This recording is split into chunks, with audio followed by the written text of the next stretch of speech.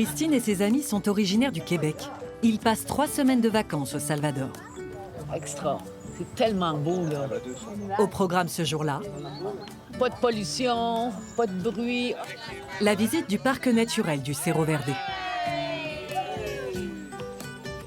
Avec le volcan Izalco, qui culmine à 2000 mètres d'altitude. C'est vraiment magique. Super. J'aimerais habiter pas loin. Pourtant, il y a encore 4 ans, jamais ces touristes n'auraient mis un pied au Salvador. C'était pas recommandé de toute façon. Avec la drogue, avec tous les cartels et tout ça, c'était pas tellement accueillant, puis c'était pas non plus tellement tentant. Maintenant, c'est sécuritaire et c'est tellement beau et c'est un pays qui est méconnu. Avant, le Salvador était connu pour ça. Les gangs, appelés pandillas, ont semé la terreur dans le pays pendant 30 ans. Les 2 principaux sont le MS-13 et le Barrio 18, avec les tatouages caractéristiques de leur camp. Cette guerre des gangs a provoqué la mort d'environ 200 000 personnes. En 2022, le président Nayib Bukele se lance dans leur traque. Sa méthode, des arrestations massives et la construction d'une méga-prison. Le pays le plus dangereux au monde est devenu le plus sûr de tout le continent. Avec 4 millions de touristes l'année dernière, le Salvador est le pays le plus visité d'Amérique centrale. Mais cette pacification a un prix. Un Salvadorien sur 50 est en prison. Le taux d'incarcération, le plus élevé au monde. Plongé dans un pays aux 2 visages.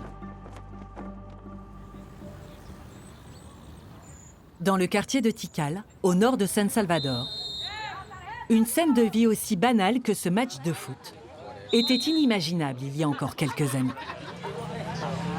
Vas-y, tire! Ce quartier était l'un des plus dangereux du pays. Le quotidien, rythmé par la guerre des gangs.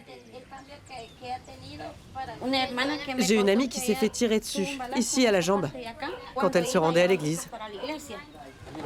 Roxana, comme tous les commerçants du quartier, était régulièrement rackettée. De nombreux magasins du quartier subissaient la violence des gangs. On nous demandait de payer une rançon. Parfois, on se faisait détruire nos produits. Et on avait surtout peur pour nos vies. Avec un quotidien pareil. Noé Delcide est un enfant du quartier. Et c'est un miraculé. À l'âge de 16 ans, alors qu'il discute avec ses copains devant chez lui, un membre du Barrio 18 surgit du coin de la rue. Quand il est arrivé là, il a dit « L'un de vous va mourir, bande de fils de pute ». Le pandillero a sorti son arme, il l'a chargée et pointé comme ça. L'un de mes amis s'est enfui par là et l'autre a couru par ici. Moi, j'avais l'arme dans la bouche. Je me suis dit, si je bouge, il me tue. Et soudain, j'ai senti l'impact. La balle est rentrée là. Ensuite, il est passé par là, il s'est éloigné et de là-bas, il a tiré 5 fois de plus, alors que j'étais à terre. Et parmi ces 5 balles, il y en a une qui m'a endommagé la colonne. Noé est resté 15 jours dans le coma. Il n'a jamais retrouvé l'usage de ses jambes. Une vie brisée, sans raison apparente. Les pandilleros, ils venaient simplement pour tuer. Peu importe qui. Tout ce qu'ils voulaient, c'était tirer. Le quartier était coupé en 2 par les gangs. Cette rue en était la frontière invisible. Les habitants ne la franchissaient qu'au péril de leur vie. Les pandilleros du Barrio 18 venaient d'ici et de là. Ils tiraient vers le haut dans cette direction. Et le gang rival ripostait dans l'autre direction. C'est pour ça qu'il y a plein d'impacts de balles sur toute la rue. Partout. Il y avait 4 à 6 fusillades par jour. C'était horrible de vivre dans ce quartier, vraiment. Un tiers des Salvadoriens se sont exilés à cause des gangs. Mais depuis 3 ans, Ils sont de retour, y compris à Tikal. Allez-y, entrez. Merci. Beaucoup considèrent Bukele comme le sauveur du Salvador. Je vous présente ma mère. Bonjour, bienvenue. Enchantée. Je vois que vous avez de nombreuses photos du président accrochées au mur. Lui, c'est l'homme qui a ramené la joie dans notre pays. La grande majorité des Salvadoriens sont heureux parce qu'on leur a rendu la liberté de marcher dans la rue, sans crainte. Si Bukele était arrivé au pouvoir avant que mon fils ne soit blessé, peut-être que mon fils ne serait pas en fauteuil. Le destin du Salvador a basculé il y a 4 ans. Après le week-end le plus sanglant de l'histoire du pays. 87 assassinats perpétrés par les gangs. 10 jours plus tard, le président Bukele désigne l'ennemi à abattre dans une mise en scène guerrière. Nous pouvons détruire ce cancer que l'on appelle les pandillas. Bukele instaure l'état d'exception. Policiers et militaires sont libres de contrôler n'importe qui et de procéder à des arrestations sans enquête ni mandat. Le simple fait d'être tatoué peut être un motif d'incarcération. Dans le quartier de Tikal, où vit Noé, 2000 soldats et 1000 policiers sont déployés.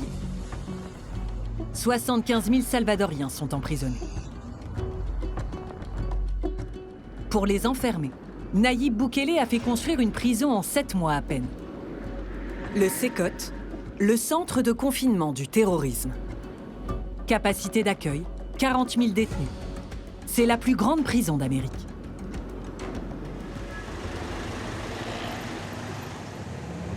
Nous avons eu l'autorisation exceptionnelle d'y pénétrer. Une voiture du gouvernement nous y emmène. À 2 km de la prison, premier checkpoint. Ouvrez le coffre.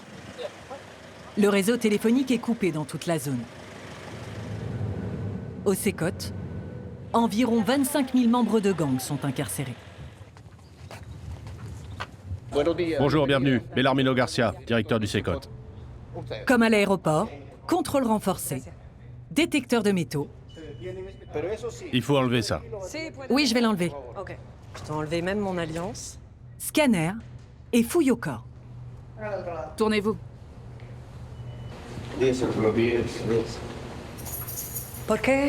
Pourquoi vous avez autant d'armes lourdes ici? Les détenus qui sont ici sont extrêmement dangereux. Ce n'est pas n'importe quel profil de criminel, ce sont des psychopathes.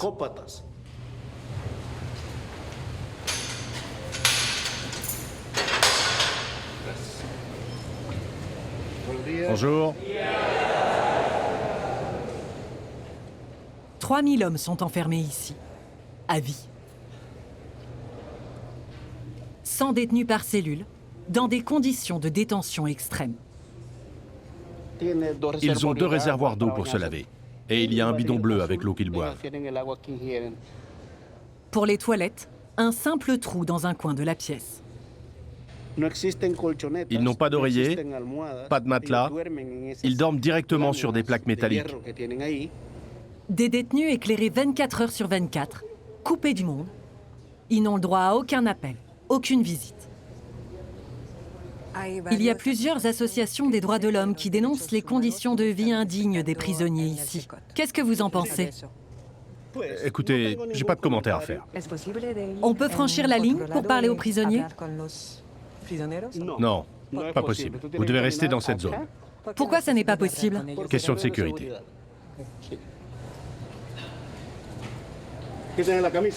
Enlevez vos t-shirts.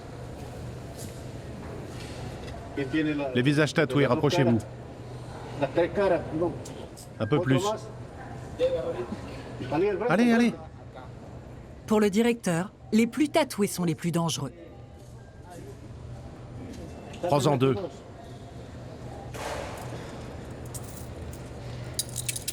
Il les fait extraire de leurs cellules pour les exhiber. Ici, nous avons un membre du gang Barrio 18. Et là, un de la MS-13.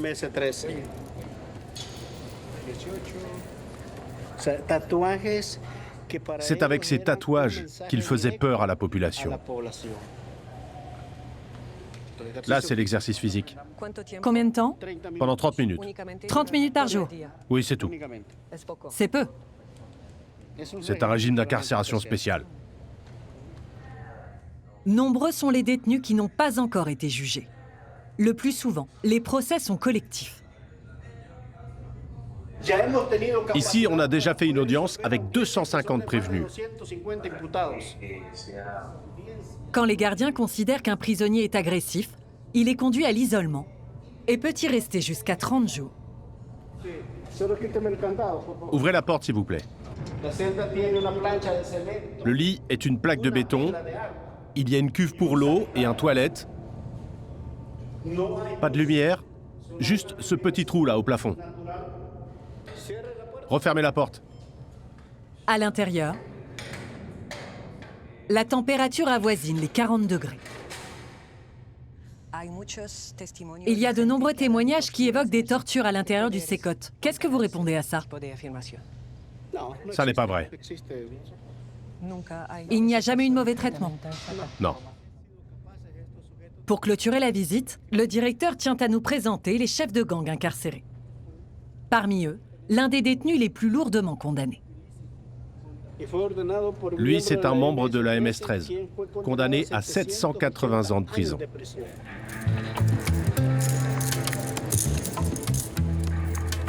Avoir débarrassé le Salvador de ses gangs a fait exploser la popularité de Nayib Bukele. Réélu en 2024, avec le score record de 85%.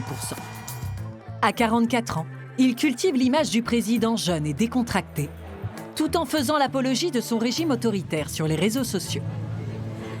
Bukele, autoproclamé le dictateur le plus cool du monde. Il a même modifié la Constitution pour pouvoir se représenter indéfiniment. À San Salvador, Bukele fait le bonheur des boutiques de souvenirs. Les gens aiment ce genre de choses. Oui, beaucoup. Beaucoup. Ils adorent acheter des tasses, des horloges. Les souvenirs avec le président, c'est ce qui plaît le plus aux touristes. Bukele, ça se vend bien. Oui. Joli. Très joli. Je l'achète. La paix est revenue dans les rues. Bukele a désormais une nouvelle obsession, le tourisme. 83 millions d'euros ont été investis pour développer une zone touristique baptisée Surf City. 13 km de routes flambant neuves qui relient une dizaine de plages où le surf est roi. El Zonte est la plus connue d'entre elles. Les vagues sont bien lisses et ça donne très envie. Fanny Rousseau a quitté sa Bretagne il y a 3 ans.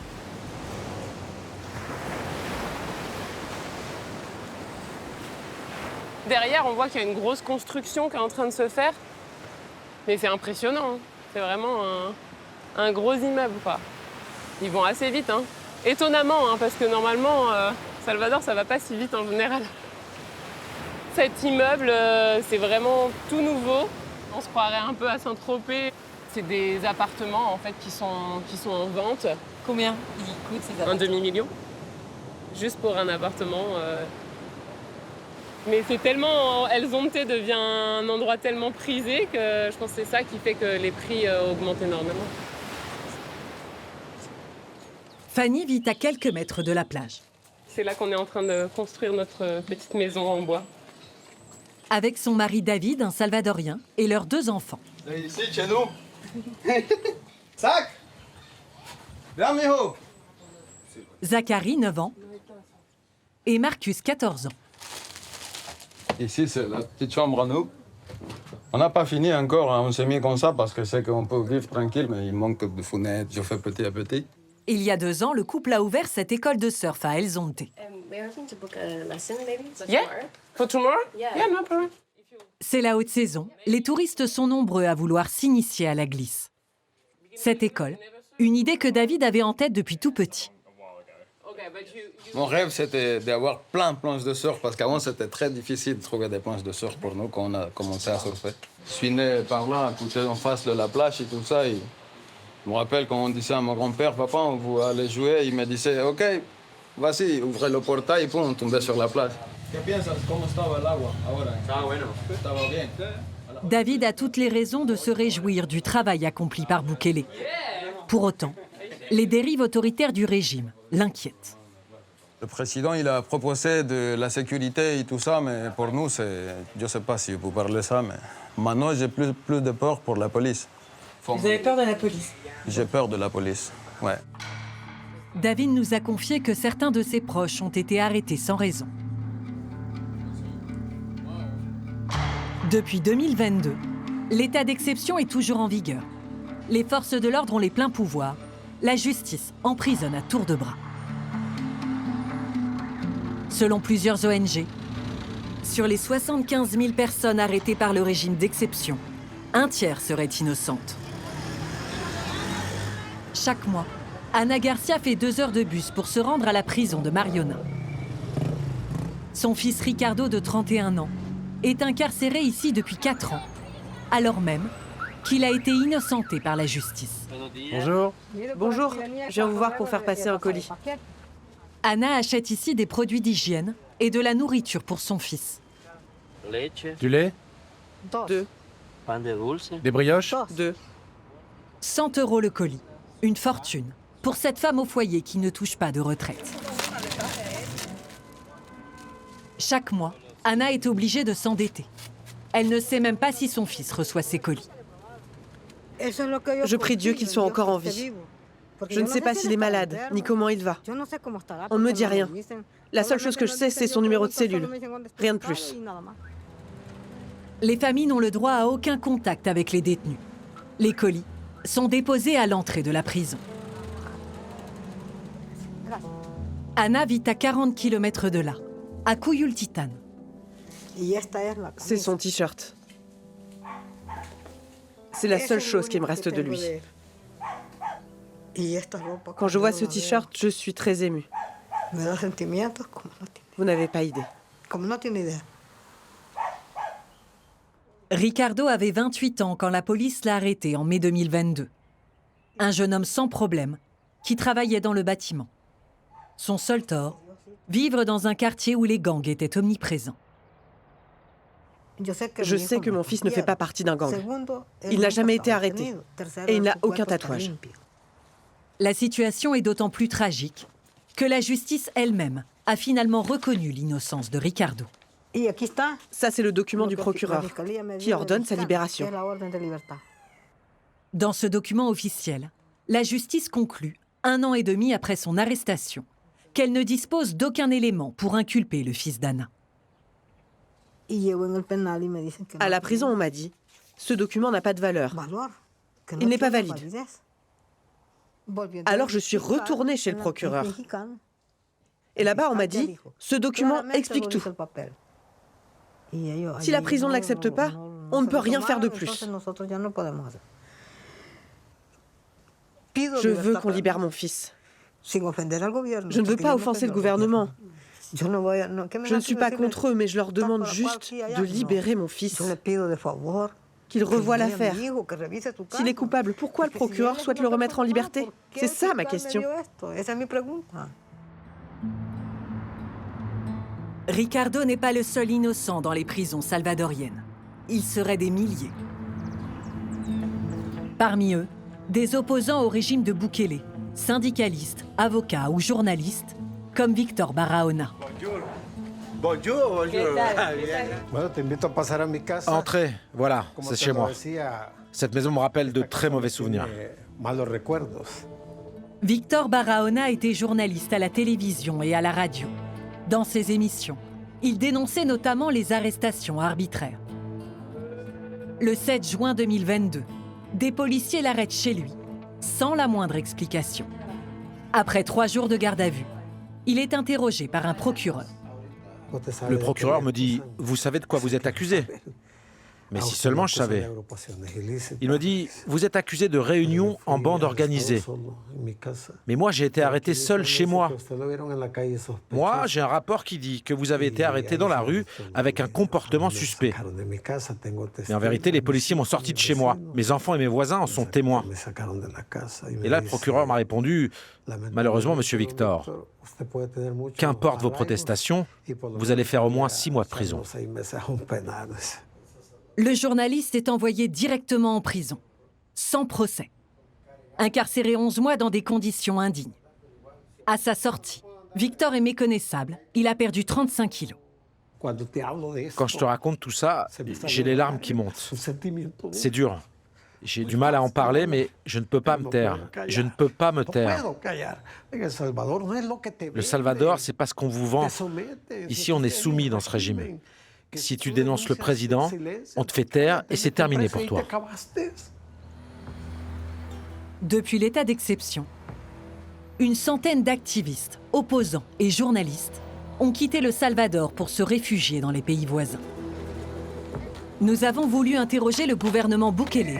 C'est ça! À propos des graves dérives du régime. Ce jour-là, Gustavo Villatoro, ministre de la Sécurité et de la Justice, est en pleine opération de communication. En visite dans le quartier de la Campanera, très fier de montrer à la presse que les habitants sont débarrassés des pandilleros. Il y a beaucoup de témoignages de parents qui ont un fils ou une fille emprisonnés et qui sont totalement sûrs de leur innocence. Que répondez-vous à ces familles ? Est-ce qu'il existe un système judiciaire parfait dans le monde? Non. Sur 100% des personnes arrêtées par le FBI dans le plus grand pays du monde, quel pourcentage est condamné? 70%. Ça veut dire qu'il reste 30%, en principe d'innocents. Si je ne capturais que des coupables, alors à quoi serviraient les procureurs, les juges et les avocats? Selon lui, si des innocents sont enfermés par la police, ils seront libérés par la justice.